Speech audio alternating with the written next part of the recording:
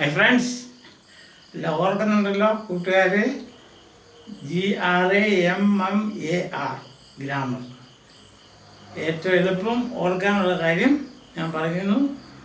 Grammar എന്ന വാക്കിൽ E എന്ന അക്ഷരം ഇല്ല. സാധാരണ നമുക്ക് പറയാൻ തോന്നുന്ന അങ്ങനെയാണ്, GRAMMER. പക്ഷെ അത് തെറ്റാണ്.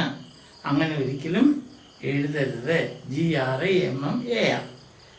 നമ്മൾ കുറച്ച് കാര്യങ്ങളൊക്കെ പരിചയപ്പെട്ടു. ഇംഗ്ലീഷ് ഗ്രാമർ ഒരു പരിചയമായിട്ടുണ്ട് കേട്ടോ. കുറച്ച് കാര്യങ്ങളൊന്നും കുറച്ച് ഡീറ്റെയിൽഡായിട്ട് പറയാനുണ്ട്, അതൊക്കെ നമുക്ക് പിന്നെ പറയാം. ആദ്യം നമുക്കൊന്ന് പരിചയപ്പെടാം. നാമം, നൗൺ, പേരുകൾ. സത്യം, ശിവം, സുന്ദരം, ടെമ്പിൾ. അതുപോലെ തന്നെ എല്ലാ ഈ ലോകത്തിൽ ദൈവം സൃഷ്ടിച്ചിരിക്കുന്ന, അല്ല നമ്മൾ ചുറ്റും കാണുന്ന എല്ലാ സംഗതികളും നാമങ്ങളാണ്, പേരുകൾ.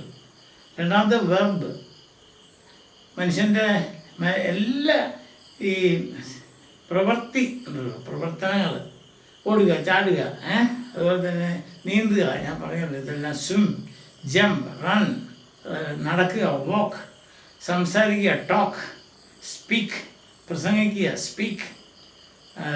അങ്ങനത്തെ എല്ലാ ക്രിയകളാണ്. ഇനി ഈ ക്രിയകളെയും ഈ നാമങ്ങളെയും വിശേഷിപ്പിക്കുന്ന വാക്കുകളെയാണ് നമ്മൾ അഡ്ജക്റ്റീവ്. അഡ്ജക്റ്റീവ് എന്ന് പറയാൻ നാമവിശേഷണം, നാമങ്ങളെ വിശേഷിപ്പിക്കുക.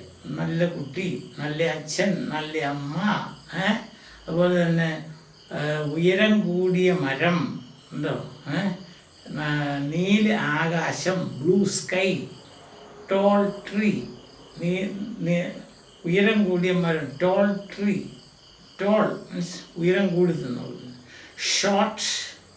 ഷോർട്ട് ലെഗ്,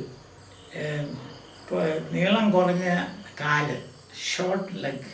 ഇപ്പോൾ ഇതൊക്കെയാണ് നാമവിശേഷണങ്ങൾ. ക്രിയാവിശേഷണം ക്രിയയെ മോഡിഫൈ ചെയ്യുക എന്ന് വെച്ചാൽ ഒരു പ്രവൃത്തി എങ്ങനെ ചെയ്തു എന്നാണ് പറയുന്നത്. എങ്ങനെയാണ് ചെയ്തത്, വേഗത്തിലാണോ അതോ വളരെ സ്ലോ ആയിട്ടാണോ? Slow walking, walk slow, slowly walking. Fast walking, fast running, fast run. എങ്ങനെയാണെന്നതാണ് മനസ്സിലായത്. അപ്പോൾ അതാണ് സൗണ്ട് സ്ലീപ്പ് എന്ന് വെച്ചാൽ സൗണ്ട് ഉണ്ടാക്കി ഉറങ്ങുന്നു എന്നുള്ള അർത്ഥത്തിലല്ല, പക്ഷെ നല്ല സുഖമായ ഉറക്കം. മനസ്സിലായോ? അതിനാണ് സൗണ്ട് സ്ലീപ്പ് എന്ന് പറയുന്നത്. അപ്പോൾ അതാണ് ക്രിയ. പിന്നെ നമ്മൾ പഠിച്ചതാണ് പ്രിപ്പോസിഷൻസ്. അതിനാൽ പ്രിപ്പോസിഷൻ എന്ന് പറയാൻ, പ്രീ എന്ന് പറയാൻ മുമ്പെന്നാണ്. അതായത് ഏത് വാക്കിൻ്റെ കൂടെയാണോ അത് പോകുന്നത് അതിന് മുമ്പായിരിക്കും ഈ കൊച്ചു കൊച്ചു വാക്കുകൾ ഉപയോഗിക്കുന്നത്. നമ്മൾ പറയില്ലേ, in the water, C, in the box, on the table. ടേബിളിൻ്റെ ടേബിളിലുണ്ട് ആ സ്ഥലമാണ് നമുക്ക് പറയേണ്ടത്. പൊസിഷൻ, ആ സ്ഥലം. ഇപ്പം നമ്മൾ ഉപയോഗിക്കുന്ന വാക്ക് കണ്ടോ, അത് ആ ഏത് വാക്കിനോട് ചേർന്നാണ് ഇത് നിൽക്കേണ്ടത്, ആ വാക്കിന് മുമ്പ്. അതാണ് പ്രീ എന്ന് പറയുന്നത്. പ്രീപൊസിഷൻ എന്ന് നമ്മൾ പറയാൻ കാര്യം. ഇത് ഈ മലയാളത്തിൽ നമ്മുടെ മാതൃഭാഷയിലുണ്ട്, പക്ഷേ ഇത് ഇങ്ങനെ അല്ലെന്ന് മാത്രം.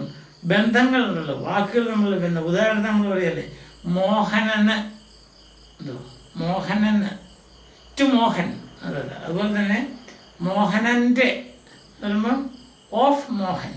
അതാണ് ഇംഗ്ലീഷിൽ അങ്ങനെ പറയുന്നത്. മോഹനൻ്റെ എന്ന ആ വാക്കിനെല്ലാം വ്യത്യാസം വരുന്നത്.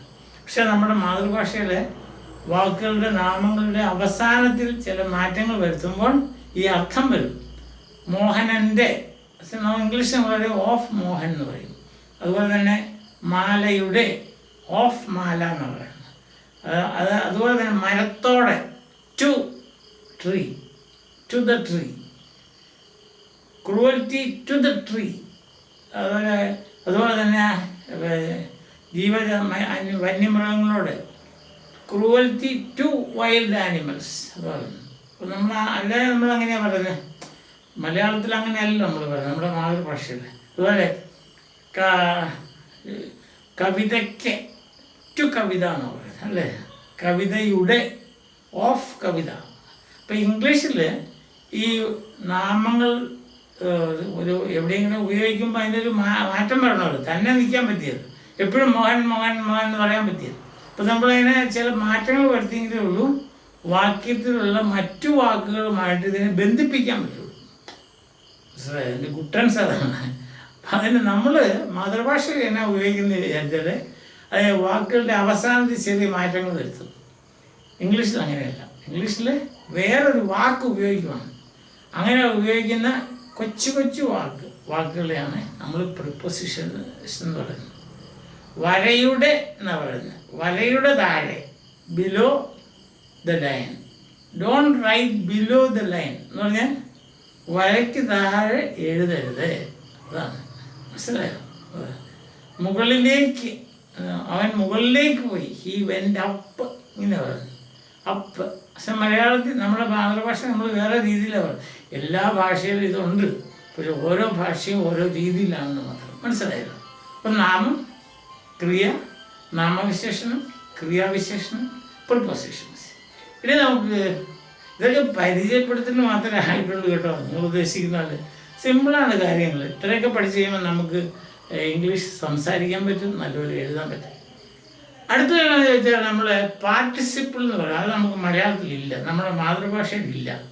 മാതൃഭാഷയിലുണ്ട്, നമുക്കുണ്ട് നാമമുണ്ട്, ക്രിയയുണ്ട്, ക്രിയാവിശേഷണമുണ്ട്, നാമവിശേഷണമുണ്ട്. അതുപോലെ തന്നെ പ്രിപ്പോസിഷൻസ് ഇല്ലെങ്കിലും അതിന് തുല്യമായ ചില പ്രവൃത്തികൾ നമുക്ക് ഈ ഭാഷയിൽ വരുത്താൻ പറ്റും. മനസ്സിലായില്ല? മാറ്റങ്ങൾ. അതുപോലെ കുട്ടിക്ക് ഉണ്ടല്ലേ, കുട്ടിക്ക് ക്ലാസ്സിനോട്, അത് ഇങ്ങനെയൊക്കെ പറയത്തില്ലേ, അതാണ്. അതേസമയം ഈ പറയുന്ന വാക്കുകളുണ്ടല്ലോ, പാർട്ടിസിപ്പിൾ എന്ന് പറയുന്നത് വളരെ ഇമ്പോർട്ടൻ്റ് ആണ്. അത് ശരിക്കും അതിൻ്റെ നമ്മളിപ്പോൾ അതിൻ്റെ ഫോം മാത്രമേ നമ്മൾ പഠിക്കുന്നുള്ളൂ. കുറച്ച് കഴിയുമ്പോൾ നമ്മൾ അതിൻ്റെ ഉപയോഗങ്ങളൊക്കെ പഠിക്കും. പാർട്ടിസിപ്പിൾ 2 തരമുണ്ട്. എന്നാ ഏതൊക്കെയാണെന്ന് അറിയാമോ? ഒന്ന് പ്രസൻറ്റ് പാർട്ടിസിപ്പിൾ. നിങ്ങൾ ഇപ്പം ആ പേര് മാത്രം ഓർത്താൽ മതി. അത് കഴിഞ്ഞിട്ട് നമുക്ക് പറയാം എന്താ പ്രസൻറ്റ്, എന്താ പാസ്റ്റ് എന്നൊക്കെ നമ്മൾ പഠിക്കും. ഇതിപ്പം 3ാമത്തെ ക്ലാസ്സിലേ ആയുള്ളൂ. ഞാൻ പറഞ്ഞാൽ അതിന് 100 ക്ലാസ് അറ്റൻഡ് ചെയ്യണമെന്ന് പറയും. 100, ഇനി 97 ക്ലാസ്സുള്ളത്. അതിങ്ങനെ കുറേശ്ശെ പഠിക്കാം അല്ലേ? നിങ്ങൾ കേട്ടില്ലേ, പയ്യെ തിന്നാൽ പനയും തിന്നാം.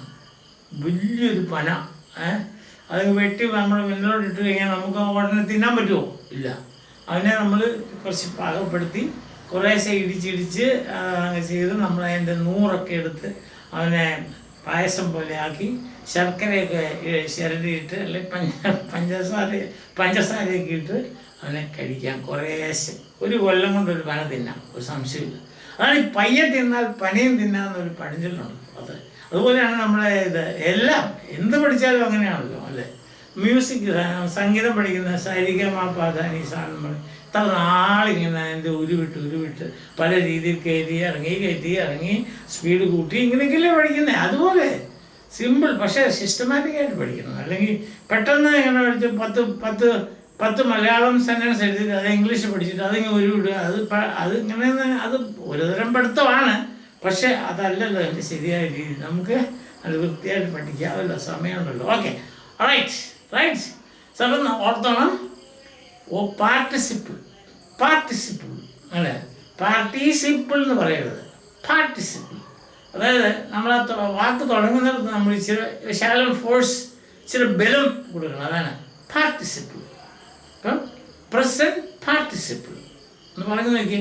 Present participle. രണ്ടാമത്തെ പാർട്ടിസിപ്പിളാണ് പാസ്റ്റ് പാർട്ടിസിപ്പിൾ എന്ന് പറയുന്നത്. അപ്പോൾ അത് എന്താണ്, എങ്ങനെയാണ്, എവിടെയാണ് ഉപയോഗിക്കുന്നത്, അതൊക്കെ ഞാൻ പിന്നെ പറയാം. ഇപ്പോൾ ഇതെല്ലാം കൂടെ പറഞ്ഞാൽ നമുക്ക് ആകപ്പെടെ പ്രശ്നമാകും. അതുകൊണ്ട് വേണ്ട. അപ്പം നമുക്ക് പറയുന്നതാണ് പാർട്ടിസിപ്പിൾ ആദ്യം ഇതെങ്ങനെയാണ് നിർമ്മിക്കുന്നത്, അല്ലെങ്കിൽ ഇത് എങ്ങനെയാണ് ഫോം ചെയ്യുന്നതാണ്. ഏത് വെർബിൻ്റെയും അവസാനത്തിൽ ഒരു ING ചേർക്കുമ്പോൾ അത് പ്രസൻറ്റ് പാർട്ടിസിപ്പിൾ ആവും. അതാണ് ഏത് വെർബിൻ്റെ എടുത്തിട്ട് ഞാൻ പറഞ്ഞില്ല ഒരു ദിവസം ഒരു വാക്ക് പഠിക്കണമെന്ന്. ആ വാക്ക് നിങ്ങൾ പഠിക്കുമ്പോൾ നിങ്ങൾ ശ്രദ്ധിക്കണം, ഇത് നൗണാണോ വെർബാണോ, പ്രിപ്പോസിഷനാണ്. പ്രിപ്പോസിഷനിലൂടെ ഇതല്ല, ഓൺലി വെർബിൻ്റെ കൂടെ മാത്രമേ ING ചേർക്കാൻ പറ്റുള്ളൂ. നമുക്ക് ക്ലവറിങ് എന്നൊന്നും പറയാൻ പറ്റത്തില്ല. ക്ലവർ എന്നുള്ള അഡ്ജക്റ്റീവോ, ക്ലവർ ബോയ് എന്നാൽ ക്ലവറിങ് ബോയ് എന്ന് പറയാൻ അത് പറ്റത്തില്ല. ഈ ING ചേർക്കുന്നത് വെർബിൻ്റെ കൂടെ മാത്രമേ പറ്റുള്ളൂ. മനസ്സിലായി, മാത്രം, ഒള്ളി, ഇതാണ്. അപ്പം നമ്മളെന്താണ് നമ്മൾ പറയുകയാണ് ഗോ, അതിൻ്റെ പ്രസന്റ് പാർട്ടിസിപ്പിൾ എന്നാ going, sing, singing, sleep, sleeping, keep, keeping, do, doing, fill, filling, jump, jumping, sit, sitting, climb, climbing, eat, eating, drive, driving, drink, drinking, run, running. വളരെ എളുപ്പമാണിത്. ഇതിൻ്റെ നിർമ്മാണം വളരെ എളുപ്പമാണ്. പക്ഷെ ഇതിന് ഒത്തിരി വേറെ ഉപയോഗങ്ങളുണ്ട്. അതിൻ്റെ ഉപയോഗം എന്നാന്നൊക്കെ ഞാൻ പിന്നെ പറഞ്ഞു തരാം. ഓക്കെ, ഇപ്പം പ്രസൻറ്റ് പാർട്ടിസിപ്പിൾ എന്ന് പറഞ്ഞു നോക്കി. പ്രസൻറ്റ് പാർട്ടിസിപ്പിൾ, പ്രസൻറ്റ് പാർട്ടിസിപ്പിൾ ഇങ്ങനെ പറയാറ്, പാർട്ടിസിപ്പിൾ, പാർട്ടിസിപ്പിൾ, മനസ്സിലായോ? അതുപോലെ തന്നെ പാസ്റ്റ് പാർട്ടിസിപ്പിൾ. പാസ്റ്റ് പാർട്ടിസിപ്പിൾ എങ്ങനെയാണ് ഉണ്ടാക്കുന്നത്? ഒരു വെർബിൻ്റെ അവസാനം ED ചേർത്താൽ മതി. അതിനും വേറെ ചില കാര്യങ്ങളോടൊക്കെ പറയാനുണ്ട്. നമ്മൾ ആദ്യം ആകുമ്പോഴേ പിന്നെ എല്ലാം കൂടെയൊക്കെ പറഞ്ഞു കഴിഞ്ഞാൽ പ്രശ്നമാകുമല്ലോ അല്ലേ? അതുകൊണ്ട് എന്താ ചെയ്യണ്ടേ? പാസ്റ്റ് പാർട്ടിസിപ്പിൾ ഉണ്ടാക്കുന്നത് എങ്ങനെയാണ്, അല്ലെ ഫോം ചെയ്യുന്നത് എങ്ങനെയാണ്? വെർബിൻ്റെ അവസാനം ED എന്ന് എഴുതുക. അതാണ് നമ്മൾ പറഞ്ഞില്ലേ, ലുക്ക്, ലുക്ഡ്, ലുക്ക്, ലുക്ഡ്, വാക്ക്, walked, love, loved, move, moved, remove, removed, clean, cleaned, play, played, miss, missed, kiss, kissed, believe, believed. ഈ വാക്കുകളൊക്കെ അറിയത്തില്ലേ നിങ്ങൾക്ക്? ലുക്ക് നോക്കുക, വാക്ക് നടക്കുക, ലവ് സ്നേഹിക്കുക, മൂവ് ചെയ്യാന്ന് പറയില്ല, അനങ്ങുക, റിമൂവ് എടുത്ത് മാറ്റുക, ക്ലീൻ വൃത്തിയാക്കുക, പ്ലേ കളിക്കുക, മിസ് നഷ്ടപ്പെടുക, കിസ് ഉമ്മ വയ്ക്കുക, ബിലീവ് വിശ്വസിക്കുക, പക്ഷേ മുമ്പേ പറഞ്ഞത് ഗോ പോവുക, സിങ് പാടുക, സ്ലീപ്പ് ഉറങ്ങുക, കീപ്പ് കീപ്പ് നമ്മളല്ലേ സൂക്ഷിച്ചു വെക്കുക, ഡു ചെയ്യുക, ഫിൽ നിറയ്ക്കുക, ജംപ് ചാടുക, സിറ്റ് ഇരിക്കുക, ക്ലൈംബ് കയറുക. അതൊക്കെ മരത്തെ കയറുന്നതന്നെ. എവിടെ കയറിയാൽ മരത്തെ കയറുക തന്നെയല്ല കേട്ടോ, എവിടെ കയറിയാലും ക്ലൈംബ് എന്നാണ് പറയുന്നത്. ഇപ്പോൾ ഉദാഹരണം 3-ാം നിലയിൽ കയറുന്നതിന് നമ്മളാണ് പറയുന്നത്, 2-ാം നിലയിൽ കയറുന്നതിന് ക്ലൈംബ്. പിന്നെ ഈറ്റ് ഭക്ഷിക്കുക, ഡ്രിങ്ക് നമ്മൾ കുടിക്കുക, ഡ്രൈവ് ചെയ്യുക, മലയാളത്തിൽ നമ്മൾ അത് തന്നെയാണ് പറയുന്നത് അല്ലേ, റൺ ഓടുക, ഇതൊക്കെയാണ്. അപ്പം എന്താണ് ഇന്ന് നമ്മൾ പഠിച്ചത്? പുതിയതായിട്ട് പഠിച്ചത് 2 കാര്യം, ഒറ്റ കാര്യമുള്ളൂ. എന്നതാ? പാർട്ടിസിപ്പിൾ. അത് 2 തരമുണ്ട്. ഏതൊക്കെയാണ്? ഒന്ന് പ്രസൻറ്റ് പാർട്ടിസിപ്പിൾ. പ്രസൻറ്റ് പാർട്ടിസിപ്പിൾ എങ്ങനെയാണ് ഉണ്ടാക്കുന്നത്? വെർബിൻ്റെ അവസാനം ING ചേർക്കുക അല്ലേ. പാസ്റ്റ് പാർട്ടിസിപ്പിൾ എങ്ങനെയാണ്? വെർബിൻ്റെ അവസാനം ED ചേർക്കുക. അപ്പം നമുക്ക് പാസ്റ്റ് പാർട്ടിസിപ്പിൾ കിട്ടും. മനസ്സിലായോ? ഇതാണ് ഇന്ന് നമ്മൾ പഠിക്കുന്ന. അത്രേ ഉള്ളൂ. പഴയതൊക്കെ ഒന്ന് ഓർക്കുക. അതുപോലെ നിങ്ങളുടെ ഒരു വെർബ് കിട്ടിയാൽ ഉടനെ നിങ്ങൾ ഇത് ചെയ്യുക. വെർബ് എന്ന് പറഞ്ഞാൽ ക്രിയ. അതിൻ്റെ അവസാനം തന്നെ ING എഴുതി ചേർത്തിട്ട് ചുമ്മാ വിളിച്ച് പറയുക. Singing, dancing, sleeping. മനസ്സിലായി? അത് രസമല്ലേ? ആ ശബ്ദത്തിന് കൊടുത്തതല്ലേ, ഒരു മ്യൂസിക്കാണ്.